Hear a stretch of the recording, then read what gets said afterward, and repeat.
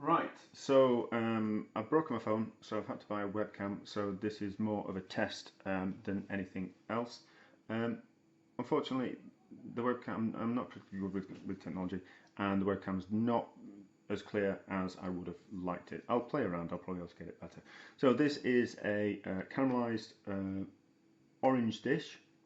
Um, Unfortunately, well, the oranges aren't particularly big at the moment, so what I've done is I've bought pink grapefruits instead, so they're nice and big.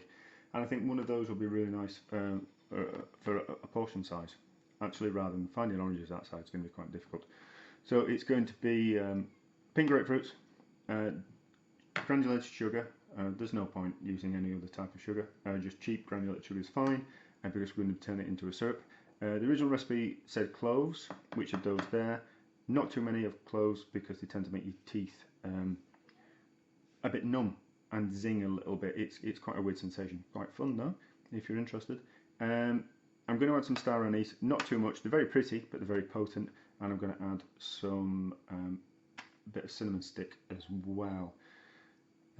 It's pretty straightforward recipe. A little bit of skill, but at the end of it, once you've eaten the oranges, you're left with this wonderful syrup, which you can do other things with, and some zest as well, which is nice on ice cream. But we'll go through all that later, and we'll do the full recipe and have a play around. I'm not sure about the quantities yet.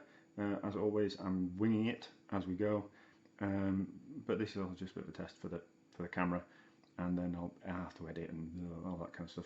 But we'll see how we go. So I'll stop the video and I'll come back and I'll show you what to do with the pink grapefruits and making syrups and all those type of things. Right, first step is to remove the zest from the grapefruit. Old style peeler. It wants to be a pretty good one as well.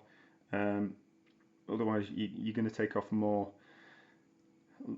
zest and pith than what you actually want, and you really just want the outside of the zest. Otherwise, the pith's a little bit bitter. So just nice long, take time, nice long motions, and get as much zest off as possible. Not entirely essential, but it just makes it easier, and it's just a nice skill to have to be able to do something like this. So just nice long shreds. And there we go. So I would do it all in front of you, but you don't really need to see that. So I've got one that I took it off earlier. I didn't do a particularly as good a job as that one, as you can see. So it's got some bits, and just to show that no one's perfect. So now what we'll do is remove some pith from the outside of the grapefruit and just leaving the inside segments. You can't really peel it like you would an orange because you're going to be left with lots of pith that you're going to have to remove anyway with a knife, so it's best to do it this way. And just slightly take the end off. As you can see, I haven't cut deep enough, but that's okay. Just take another thin sliver off. You see, that's better. We can start working with that. And also, so it just sits easier on the board, I'm going to say take the bottom off as well. Ah, there we go, that's much better. Right, so now we're at this stage. Carefully with the knife, you want to be working down the side, following the edge of the grapefruit, and hopefully that's what will happen.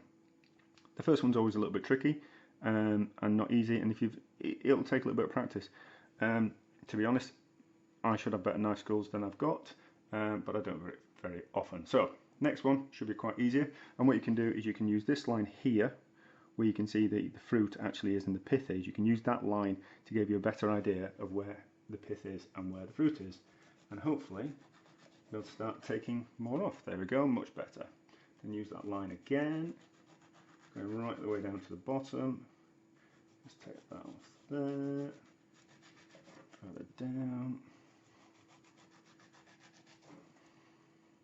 I'm not making a particularly great job of this, but my knife skills aren't really what they should be. I'm using a serrated knife. If you've got really sharp non-serrated knives, they'll be just as fine. But use what you've got. Sharp knives are... I'm quite embarrassed that my knives aren't as sharp as they should be, and people poke fun at them, but you know, I'm not really bothered. So, as you can see, first swipe, we've taken most of the pith off. Still looks a bit messy. Get those out of the way. So what we'll do now is we'll start from the other end, turned it over, and we'll just take all these bits of pith from here and there. The aim is to take as much pith off as possible while leaving as much fruit on as you can. You can always neaten it up. They are going to be cooked, so they will look a lot better once they've been cooked, and it'll be a lot more forgiving. Okay.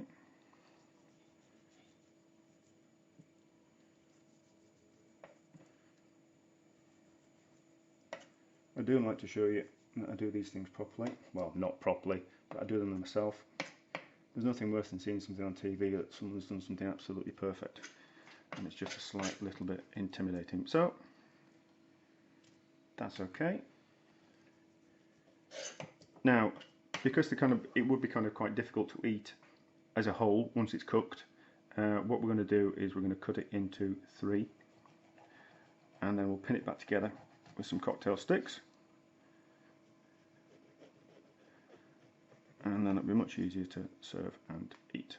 So we'll stop this video here, and then we'll come back once I've prepped the other grapefruits, and then we'll talk about syrup and things.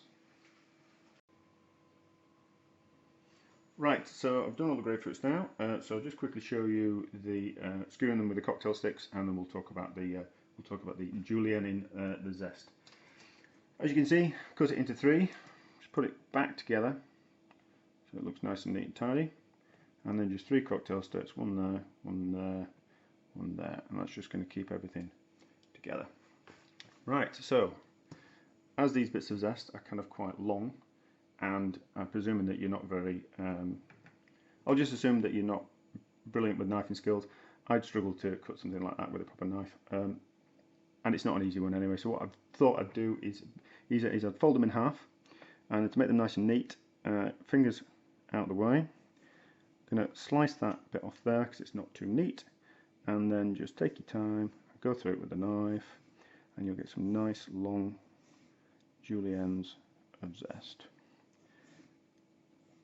I could show you with a big chopper of a knife, but you're not going to have one of those at home. You're going to have probably something like this, small serrated knife, or just a sharp knife, and it's just more about showing what you can do with what you've got at home. So there we go, some nice long strands of zest. It's quite a lot of zest. I'm going to suggest that you don't do it all, maybe 2 or 3 peelings of zest, just to kind of give it that bit of a zing.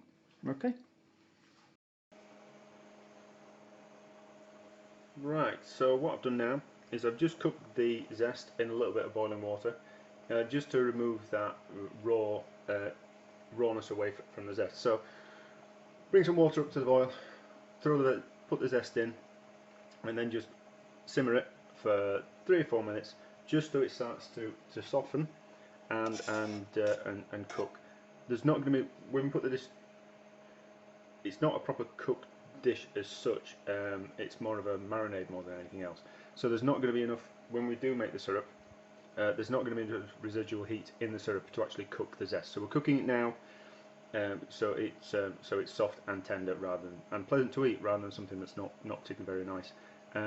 So once it's cooked now because I've just tasted it. Turn the heat off. And can you see? Oh, you can see it at the side. And then just strain it into a jug. Keep the water. Just going to use that to make the syrup, and then so it's all drained off. So there you go. The syrup is now out of the water. Keep those separately, and we're going to make the syrup, hopefully in real time. So sugar into the pan that we used, and turn the heat up. We'll just add a little bit of water just to help start making the syrup. And what we're going to do is we're going to make the syrup, but we're going to caramelise the sugar first, so it just adds another depth of flavour. Haven't done this in a while. Might end up burning the sugar. So that's going to be half the fun of it. So still, with a little bit of water in, it shouldn't burn, and it shouldn't recrystallise. There is always a danger that sugar will always recrystallise, but as there's quite a lot of acidity in the grapefruits, that shouldn't really happen. Eventually it will. If you leave it as sugar syrup long enough, even if there's an acid like orange juice in it or grapefruit juice in there, it will re-caramelise, crystallise back into sugar crystals, which, if I'm honest, isn't that unpleasant a taste sensation. I've had treacle in the past, homemade treacle, that's turned back into sugar, and I've used it in syrup sponges, and it adds another level of flavour. So sugar is now melting. What we're going to do is just going to cook it until we get a little bit of colour, and then we're going to stop that cooking by adding the water from the cooking the zest back to it, and then that'll form a nice syrup, and then we'll pour that syrup over the grapefruits, and then leave them with the zest as well, and then leave them to marinate. We can turn it up a little bit. Let's be brave. I'm not scared. I haven't done this in years. So as always, slightly winging it. Get the water back. It's all about being a little bit brave, is this? Shouldn't take too long. I'll just keep rambling. And how far you're willing to take it. The more you cook it, the darker it will go. Shouldn't really be touching it. My old college masters will be going absolutely apeshit with me at the moment. And the pastry chefs that I worked for. One of them's on TV at the moment. But I don't do fine dining anymore, so it doesn't really matter. It's a little bit like making a sticky toffee sauce. I don't know if the camera's picking it up. It's slightly going at the edges. I can smell it anyway. Maybe should have cut parts out of this video. You're going to get really bored watching this. Or maybe it's your thing.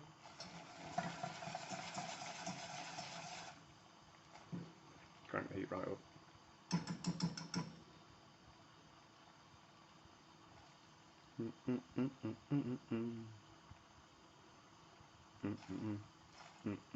Maybe we should stop the video. No, they're boring and cheating.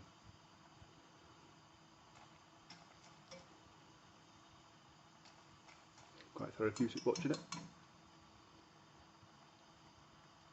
Maybe I could start showing it on BBC4 late night, help people sleep.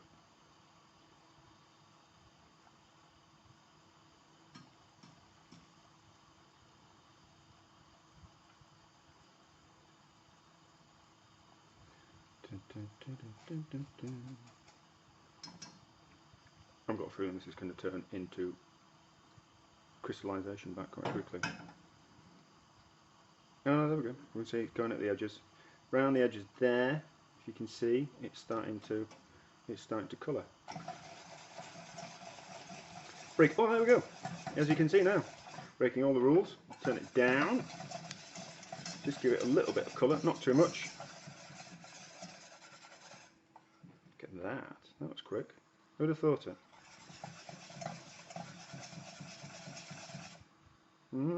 How far do we want to go? How far do we want to go? Dare I, dare I, dare I? Get some heat. There is a science behind boiling sugar and all those type of things. This is now a lot hotter. Don't stick your finger in that, it's really, really, really hot. Oh, I'm melting my whisk. I wonder what the black was. There is science to burning sugar, to melting sugar, and there we go, that's about it. And basically, sugar melts and boils at a higher temperature than water does. So, by adding the water back in, what you're actually doing is stopping the cooking process of the sugar. As you can see, that's really, really, really hot. Make a complete mess of the new webcam. But there we go. Stirring it. Cooling it all down. And what this will do is it will go back into a syrup. There we go. See, cooking process has stopped. Just need to melt sugar. That's on the whisk. There you go, see, as you can see, it's on the whisk. We just need to melt that off. Turn the heat back up. We're not going to burn the sugar. We're not going to caramelise the sugar anymore. I don't know why I keep saying burning. I'm a little bit obsessed. Melt that. I'm not sure if I've got enough syrup here to cover the grapefruits, so I might have to make a little bit more. But as always, just winging it slightly. So we'll just have to see if we got. If I need to make any more, what I'll simply do is I'll do the same process again. A little bit more sugar in a pan. Boil it really hard, and then add some water to it. Once it's got the right colour, add the water again to it to make some more simple syrup. But I'll do the proper quantities, so you don't have to do that. But I just can't be bothered doing the recipe loads and loads and loads of times because I roughly know what I'm doing. So it should be fine. Right, that's fine. Ish. Yeah, right. Let's turn it off. Put it to one side.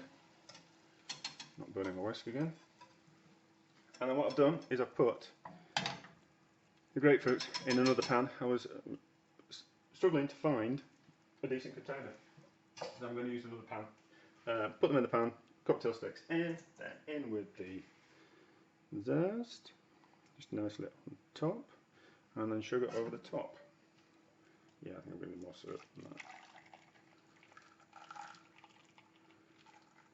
Yeah, I'm going to need twice as much syrup. So what I'll do is I'll make some more syrup, and then I'll pour that over, and then we'll come back to the video. Very unprofessional of me, but I don't really care. Yeah, so I'll make some more syrup, and then we'll come back.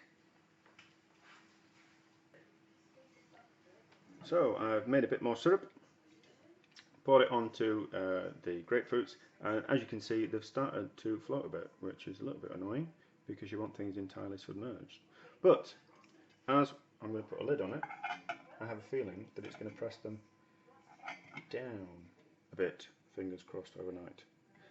Yeah, so the lid should press on the cocktail sticks and push it down so it holds them underneath the syrup.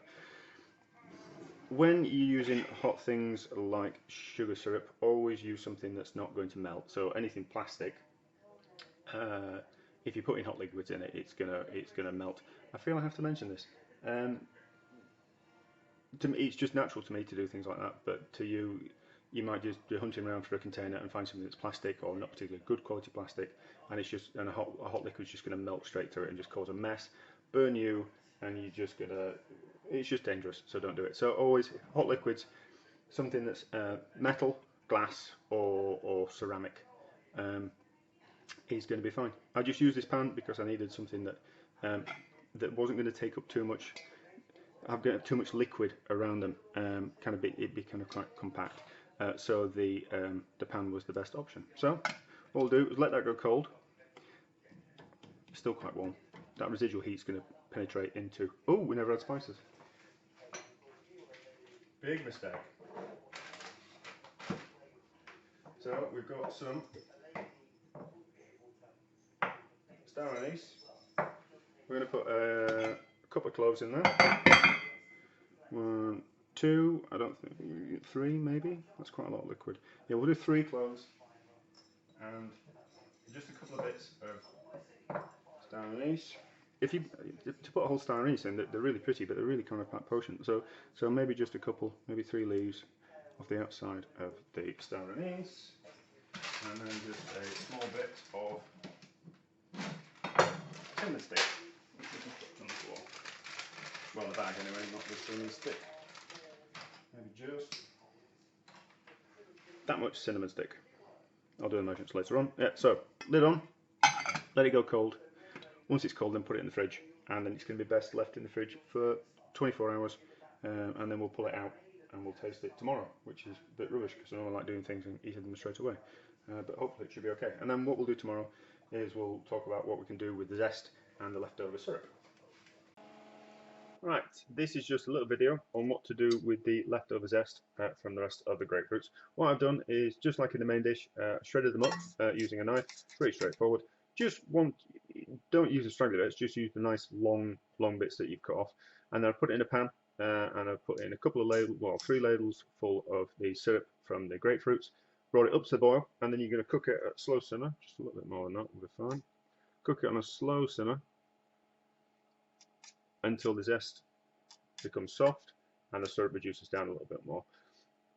You may think it's a bit of a faff, but what you can do with this is you can put it on ice cream, which is really nice with the syrup and the zest to make something that's kind of not that interesting, much more interesting. You can use it on other desserts, and as long as you put it in a clean jam jar, it will keep in the fridge for such a very, very, very long time. And I've even been known to eat it with a spoon late night when I wanted something sweet. Just be careful, keep an eye on it. It's a little bit too boiling too much. Put it down, just a slow simmer until the zest is cooked. What will happen is some of the water will be evaporated off and we're left with a more concentrated sugar syrup, which will take on the flavour from the zest, and also the zest will give the syrup a lovely zesty, well, grapefruit zest flavour. Wonderful thing, cheap, free. You might as well do it, to be honest. And well, that's what I do. And then I've always got something like that in the fridge. And then if I've got friends coming around or having dessert, I can always just pull that out and put a little bit on top, make things a little bit more special. So that's pretty straightforward. You don't really need to see what it's like when it's done. It's just like a heavy syrup. I might show you when it's done. We'll see how we go. But you know, you're not stupid. You know what things look like. The dish is now done, and it's been marinating in the syrup for 24 hours, and it's lovely. I've just tried it. It's very fresh, very cooling, really a summery dish, and so it with some ice cream, and it would be absolutely sensational. There is quite a lot of syrup left. You could use the syrup again to the same dish again, or you could use something else. If you're a fan of cocktails, and there's a call for something called a simple syrup, you could quite easily use that syrup that's left over to make cocktails with. Certainly something like it would work very well in an old-fashioned, which is whiskey and syrup and some bitters and a little bit of orange zest. That syrup would work really well. It's really nice. 24 hours in the marinade is good. I'd say it'd keep for 3 days in the marinade and only get better. Anything longer than that, it probably would start to deteriorate. But I think 2 days in the marinade, 2.5, 3 days in the marinade, I think it'd be really good. And if you were cooking it for the weekend, or for friends, or for a party or something, you could quite easily do it a few days before, take the complete pressure off, and then last minute, pull it out of the fridge, serve it chilled, on a plate with some nice ice cream, and I think people would absolutely love that, or just a treat for yourself. But yeah, a success. And I would say that the grapefruit is nicer than orange, or even something, you might even try something like a blood orange, that would be nice, but certainly a pink grapefruit, they're nice and zesty and really kind of quite fresh in flavour, are certainly better than an orange, and a good size for a portion. That's a good size portion. Yeah, so I recommend it. I'll do. The webcam's not very good picture wise. I'll take a better picture and put it all together. I'll do the recipe, and then we'll see how we go. I'm not sure if I'll stick with the webcam. You really do realise how good your phones are these days compared to everything else. But yeah, just an experiment. See how it went.